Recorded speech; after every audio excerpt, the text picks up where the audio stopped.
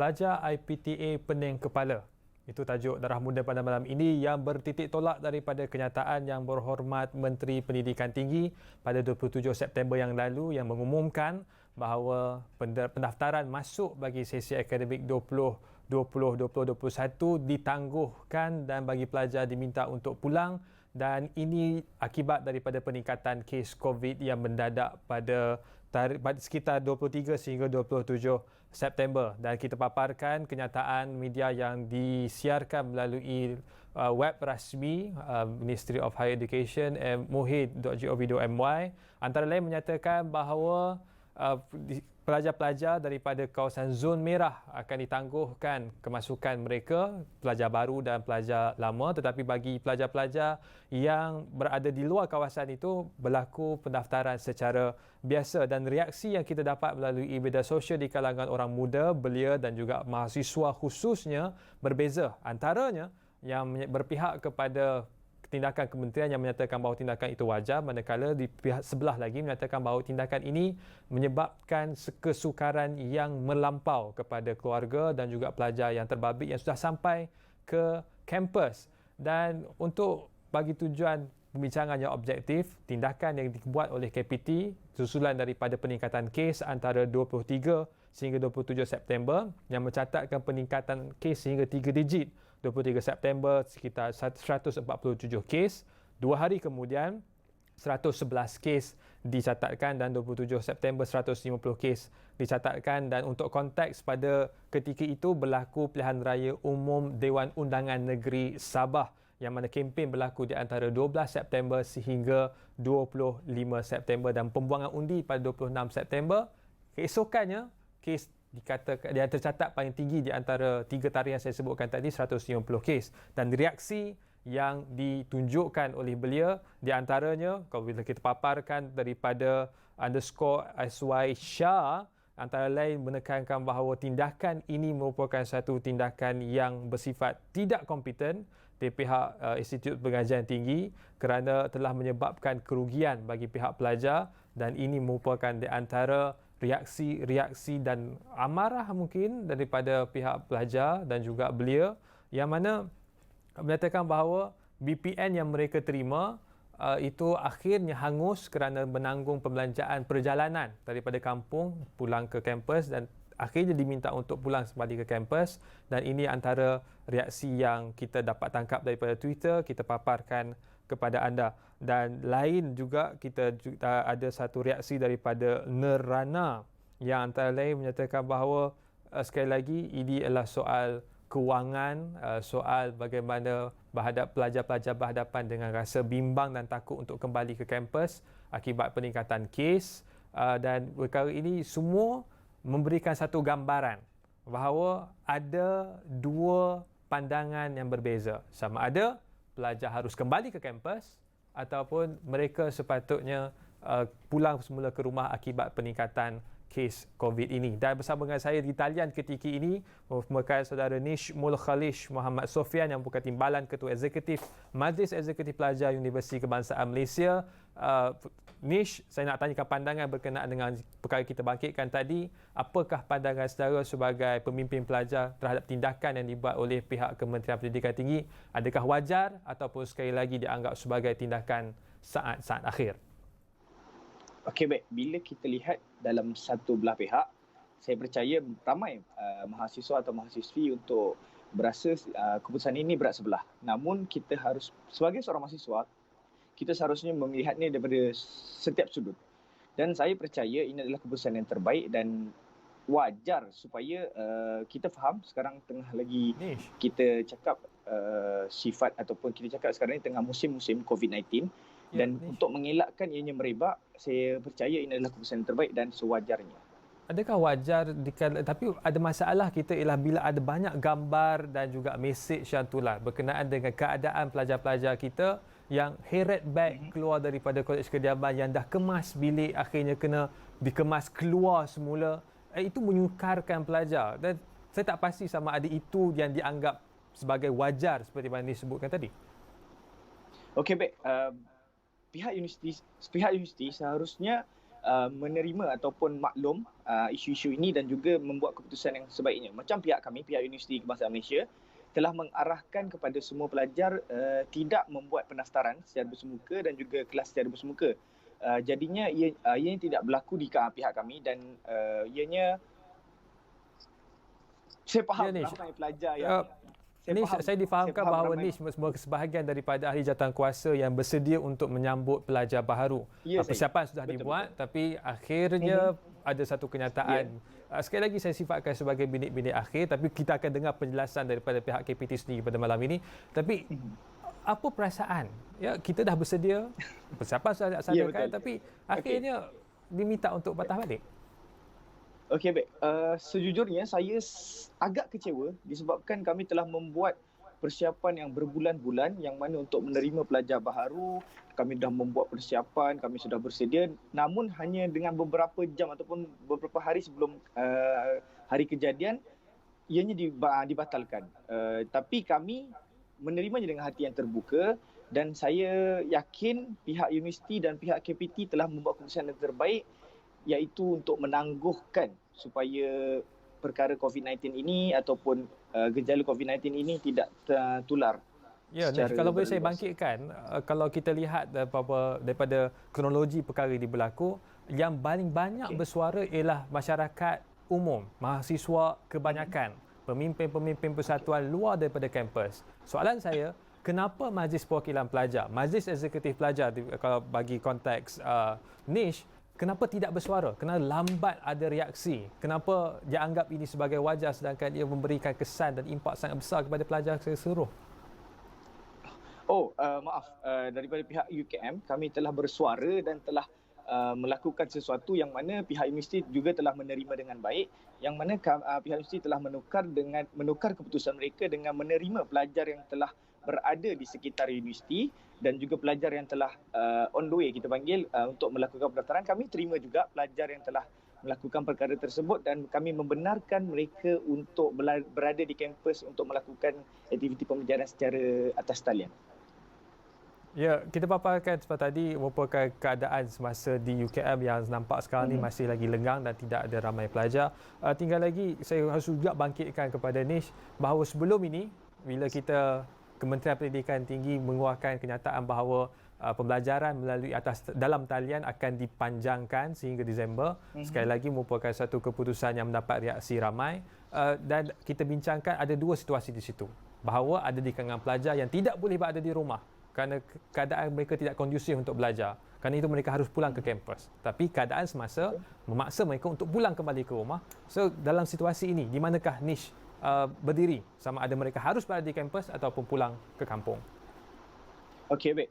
Saya ada melakukan sedikit survey ataupun pertanyaan kepada kawan-kawan saya, kawan-kawan sepengajian dan mereka semua sebenarnya tidak bersedia untuk melakukan pembelajaran atas talian kerana kita perlu lihat yang mana kita terdapat beberapa golongan yang perlu untuk melakukan bersemuka seperti pelajar-pelajar tahun akhir yang perlu melakukan tesis dan juga pelajar-pelajar yang perlu melakukan kita panggil kajian makmal yang mana tidak sesuai untuk melakukan atas talian. Jadinya saya yang sudah berada di kampus ini, saya memilih untuk berada di kampus kerana saya yakin kampus mempunyai fasiliti ataupun kemudahan yang lebih baik untuk melakukan pelajaran atas talian kerana di rumah kita dapat tahulah pelbagai masalah dengan Nish, akhirnya saya finally. Saya nak tanyakan untuk kita tuntaskan, Nish berada di mana sebenarnya? Di awal tadi Nish kata bahawa tindakan KPT itu wajar. Kemudian sebentar tadi Nish kata bahawa kita perlu duduk di kampus. So, mana ni? Balik kampung ke duduk di kampus? Okey, baik. Saya sekarang ni saya merupakan kita panggil ahli jawatankuasa ataupun pemudah cara untuk pelajar-pelajar baru mendaftar. Saya merupakan salah seorang yang perlu ada di kampus bagi melakukan aktiviti pendaftaran. Jadinya saya berada di sini dan saya memilih untuk tinggal di sini untuk melakukan aktiviti ataupun PDP secara atas talian. Tetapi bagi pelajar penekanan bagi pelajar yang perlu maksudnya bahawa saya perlukan penekanan bahawa pelajar-pelajar kebanyakan Nish dikira sebagai pemimpin pelajar. So ada mungkin sedikit keistimewaan tapi kebanyakan mereka ini sama ada mereka perlu duduk di kampus ataupun pulang ke kampung. Okey, baik. Bagi saya adalah saya rasa perlu beberapa golongan yang pulang ke kampus seperti saya sebutkan tadi, iaitu pelajar tahun akhir, yang Ya. pelajar-pelajar yang belum melakukan kajian makmal boleh ataupun perlu dibenarkan untuk pulang ke kampus bagi melakukan perkara-perkara tersebutlah, bagi Ya, memudahkan urusan mereka. Tetapi baik. ikut budi bicara universiti sendiri, adakah ianya perlu dan tidak perlu?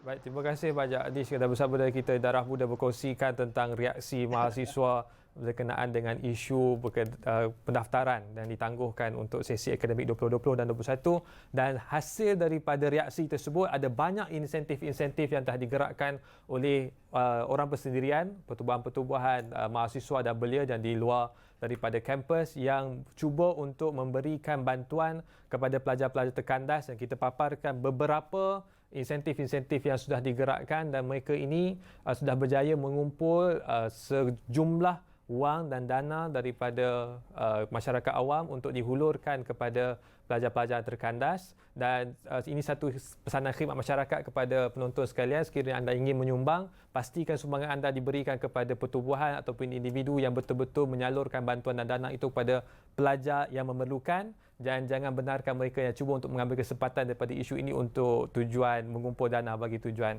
peribadi. Dan kita paparkan juga komentar daripada Adibah Nur pada semalam antara lain menyatakan bahawa satu reaksi terhadap tindakan yang dibuat oleh UPSI, MPP daripada UPSI dan perkara ini akan kita bicarakan lanjut selepas ini. Tapi insentif-insentif ini sudah pun dilaksanakan secara individu untuk menggerakkan dan menyelamatkan pelajar-pelajar yang terkandas ini dan susulan daripada itu Kementerian Pendidikan Tinggi telah mengeluarkan kenyataan pada 2 Oktober 2020 berkenaan dengan penangguhan pendaftaran secara fizikal bersemuka kepada semua pelajar tanpa ada perbezaan di antara zon merah ataupun yang lain-lain dan antara penekanan dibuat oleh Kementerian Pendidikan Tinggi ialah akan diteruskan pengajian secara dalam talian dan universiti dan IPT diminta untuk membantu pelajar yang ketika ini berada di kampus untuk memenuhi keperluan-keperluan mereka.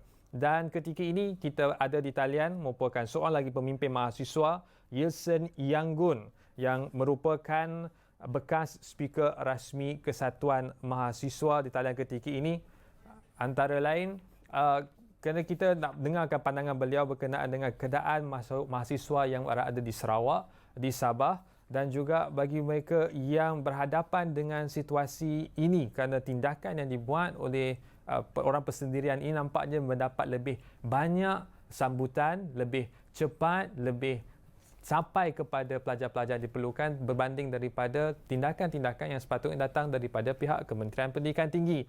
Saya menyatakan perkara ini dengan sangat berhati-hati kerana ini bukanlah satu cubaan untuk merendahkan tindakan yang telah dibuat dan saya juga memaklumkan kepada penonton kita bahawa KPT, KBS, KKM dan berbagai lagi kementerian dan agensi kerajaan sedang berusaha untuk menyelesaikan masalah ini dengan sesegera mungkin, dengan secepat mungkin dan secara paling efektif. Tapi tinggal lagi kita tidak boleh menafikan bahawa perkara ini berlaku.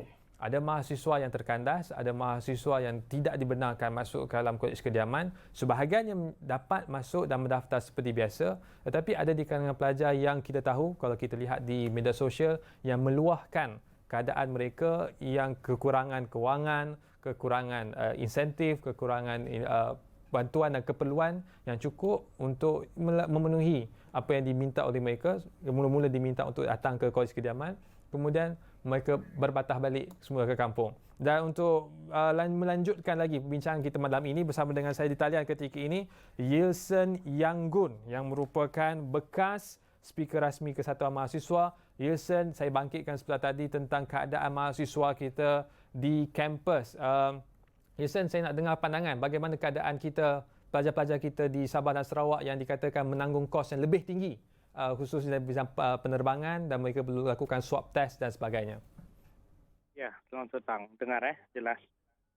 Ya, kuat sikit Yilson. Hello. Ya, sila.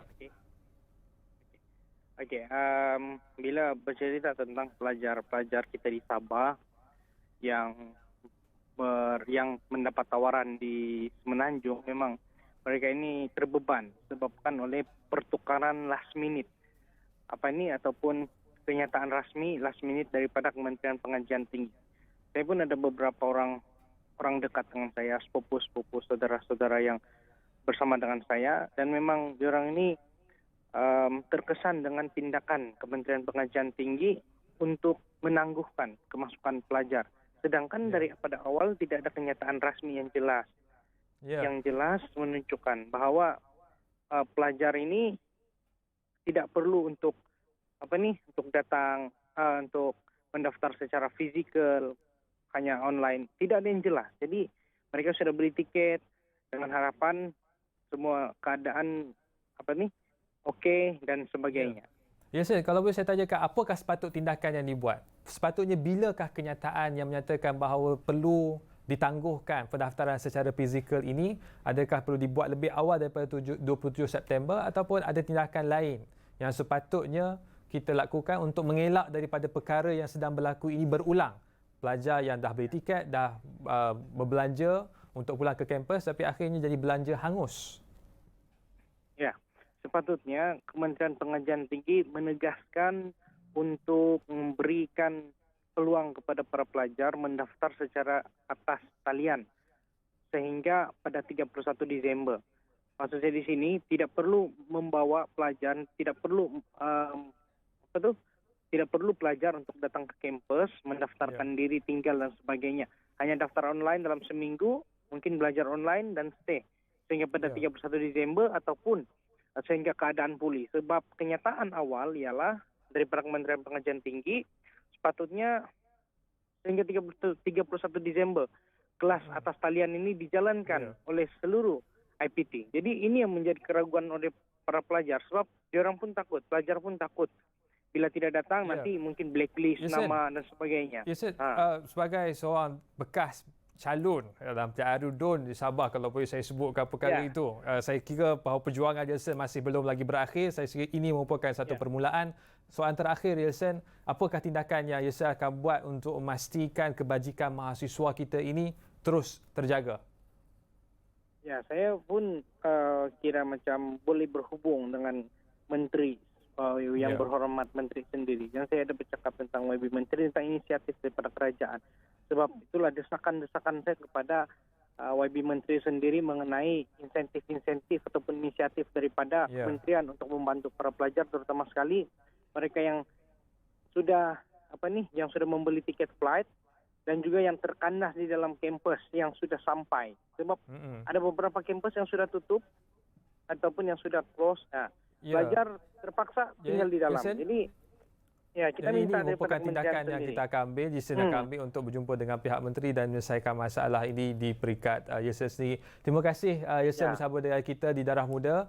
Saya soalkan perjuangan Yelson terus berlaku dan terus diteruskan untuk manfaat mahasiswa dan juga belia. Dan akhirnya bila kita sebut tentang penangguhan pendaftaran ini, bukan saya soal penangguhan tetapi juga satu isu apabila ada orang nak bantu tetapi ada kenyataan dikeluarkan oleh Majlis MPP daripada UPSI yang nampaknya bertentangan dengan apa yang cuba dilakukan oleh masyarakat awam. Dan ketika ini bersama dengan saya di talian merupakan saudara Muhammad Zafir Muhammad Saman daripada Universiti Pendidikan Sains Universiti Pendidikan Sultan Idris.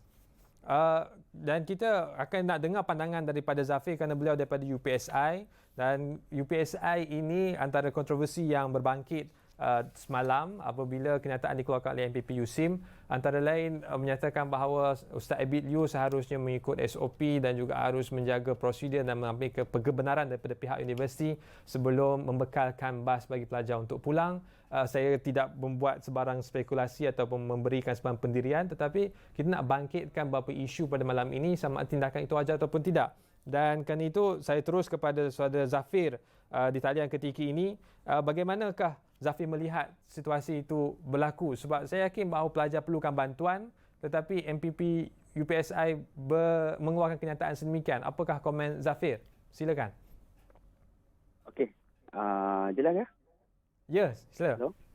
Okey. Kalau daripada komen saya, daripada pandangan saya rasa kita kena faham, kita kena tahu bahawa universiti adalah sebuah entiti, sebuah tempat di mana mahasiswa, rakan-rakan saya ada di sini. Jadi sudah pastinya segala kebajikan, segala tanggungjawab mereka ini di bawah seliaan universiti. Jadi kita berterima kasih pihak rakan-rakan mahasiswa, terutamanya kami sangat berterima kasih kepada Ustaz Abid Liu kerana sudi membantu kami. Tetapi saya berharap selepas ini agar Ustaz Abid mematuhi SOP yang ditetapkan, kerana kita bimbang, kita takut jika apa-apa terjadi sewaktu di dalam perjalanan mereka ini untuk pulang, dan ini tanpa pengetahuan pihak universiti, mungkin akan menjadi satu masalah kepada universiti.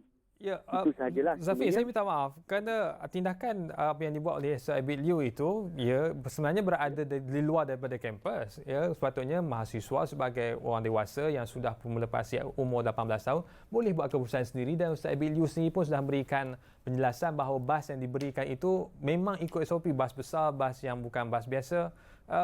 Adakah wajar kenyataan tadi dikeluarkan sebenarnya oleh pihak MPP? Okey. Ini yang saya cuba sampaikan, saya cuba cakap bahawa mereka pulang, 29 orang pelajar pulang ini tanpa pihak universiti tahu. Kalau kita tahu, waktu PKP hari itu pihak Universiti Pendidikan Syed sendiri dan Majlis Perwakilan Pelajar. Walaupun dia tak tahu, tapi isunya ialah bantuan tu lambat. Abid Liu lebih cepat. Jadi pelajar nak balik. Ya, dia bukan soal lambat, bukan soal cepat sekarang ini. Kita diusi ramai mahasiswa. Lebih kurang 3,000 lebih. Jadi pihak universiti sedang bertukar lumus. Saya dimaklumkan oleh pihak pentadbiran, pihak HEPA sendiri bahawa MPP dan pentadbiran sedang bekerja saat itu. Sedang untuk memberikan mereka pulang, untuk menjaminkan kebajikan mereka ini terjamin. Tetapi tindakan Ustaz Abid Liu ini lebih pantas sedikit daripada mereka. Itu sahaja. Baik. Dia bukan soal MPP lambat, pentadbiran lambat. Ustaz. Tidak. Kita berterima kasih kepada Ustaz Abid. Sangat berterima kasih, dan kami berharap. Saya berharap Ustaz Abid harus dan mesti kena bantu kami lagi. Sebab Ustaz Abid kita tahu seorang yang baik hati. Ya, terima kasih Zafir kerana bersama dengan kami di Darah Muda, dan kita akan teruskan lagi. Seterusnya kita bersama pula untuk mendengar penjelasan sendiri daripada pihak Kementerian Pendidikan Tinggi. Bersama dengan kami di talian ketika ini merupakan Profesor Datuk Seri Dr. Muhammad Mustafa bin Ishak, Ketua Pengarah Pendidikan Tinggi. Datuk Seri, soalan pertama saya ialah dianggap bahawa tindakan kementerian pada 27 September dan 2 Oktober itu merupakan satu tindakan yang minit-minit akhir, seperti mana pengumuman berkenaan dengan lanjutan pengajian dalam talian. Apakah komen daripada Datuk Seri, kerana kita nak tahu apakah sebenarnya yang berlaku, Datuk Seri? Ya, terima kasih kepada soalan yang dikemukakan itu. Sebetulnya perkara ini saya dah jelaskan beberapa kali di beberapa tempat, tapi di sana lagi sekali saya jelaskanlah lagi sekali.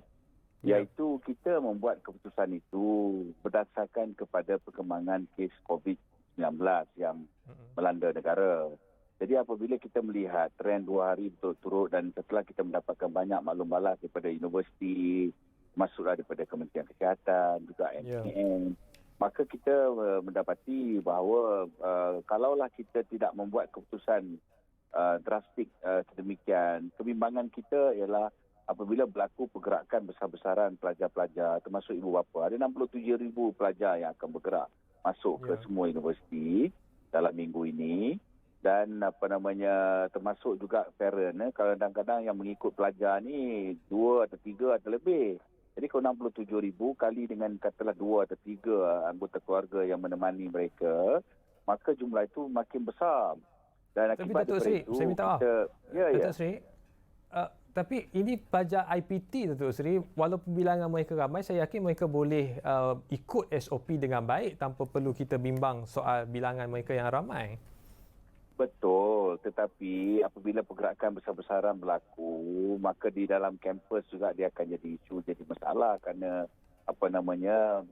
ramai yang bergerak, dan kita tak tahu yang ramai-ramai ini pun adakah mereka ini semuanya clear, tak ada masalah ke dan sebagainya. Jadi itu isu yang pertama.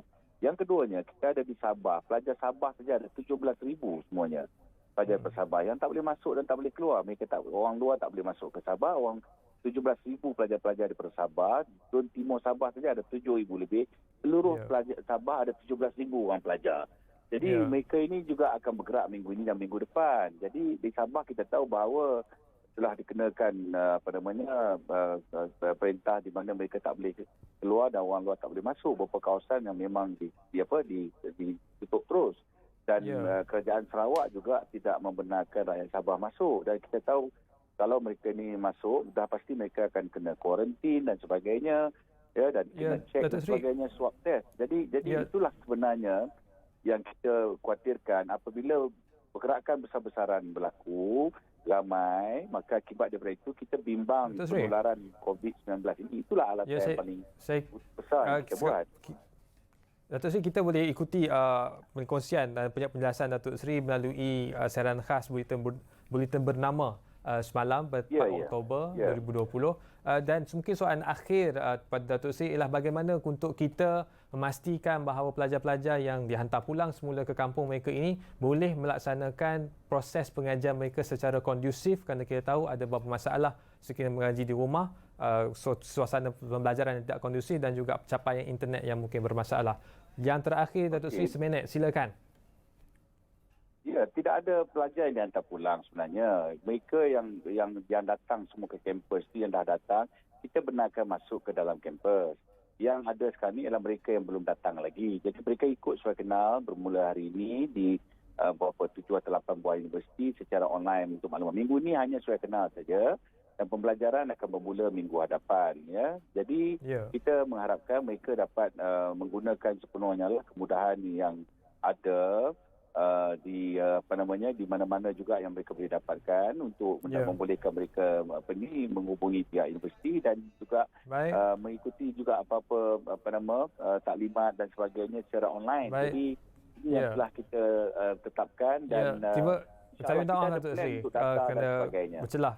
Terima kasih kerana bersama dengan kami Datuk Seri, kerana kita yakin bahawa tindakan yang paling baik dan efisien sedang diambil oleh pihak KPT, dan kita doakan supaya pelajar-pelajar kita boleh menyambung pengajian sehingga selesai, dan kita juga berterima kasih pada pihak KPT kerana benar berusaha untuk menyelesaikan masalah ini. Dan akhirnya terima kasih kerana bersama kami. Pastinya isu ini adalah isu yang perlu diselesaikan dengan segera, dan pesanan akhir saya mewakili semua kru darah muda pada penonton ialah jaga kesihatan, jaga penjagaan sosial, pakai penutup muka, kita jaga kita kena lawan COVID sehingga menang. Sekian, terima kasih.